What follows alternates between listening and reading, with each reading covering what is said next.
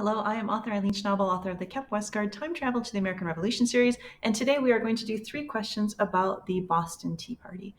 Before we do the questions, I wanted to show you this tea set and talk a little bit about how it relates to my whole writing journey. So I bought this in Bavaria, Germany, and I traveled to Germany as a college student right after the wall between the East and the West had come down. So this was in the 80s, late 80s. And it was really impactful to me, even to this day. And the reason was when you would go across from West to East Germany, not only was it was night and day. It was night and day. They were still shoveling coal. I passed a woman shoveling coal into her basement, which is something my dad had done growing up. There were still steam engines. So technologically, they hadn't caught up with the West. But far, far more impactful to me was when we visited Checkpoint Charlie. And that was a true gateway between the East and the West.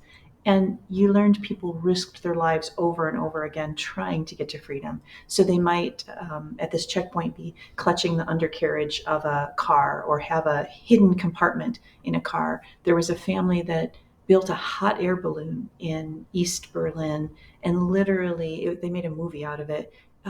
During the dead of the night to go. Can you imagine building this in your apartment? You can't let anybody know because you're not allowed to be free to go to the West, and then went up and over to get to the West.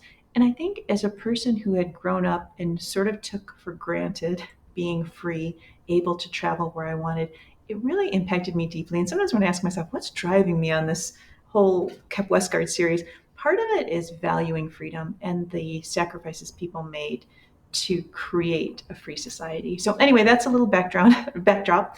I'm going to give you 3 questions today. These are the easy ones, or at least I think they're easy. I studied this, so maybe you won't think they're easy because you don't know much about the Revolutionary War, but that's even better. That means you're going to learn a lot.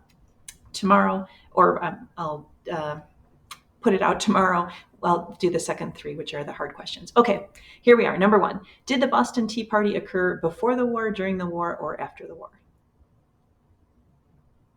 And it was before the war. Number 2, when the people of Boston refused to pay for the tea that was dumped into the harbor, the British closed the port to trade. True or false? And that is true. And lastly, the Boston Tea Party was a protest against a tax on what importation? Kind of obvious. And it was tea. Anyway, we'll do in another video the 3 more difficult questions, but thanks for letting me share. And I hope you have a great day, and I'll see you soon.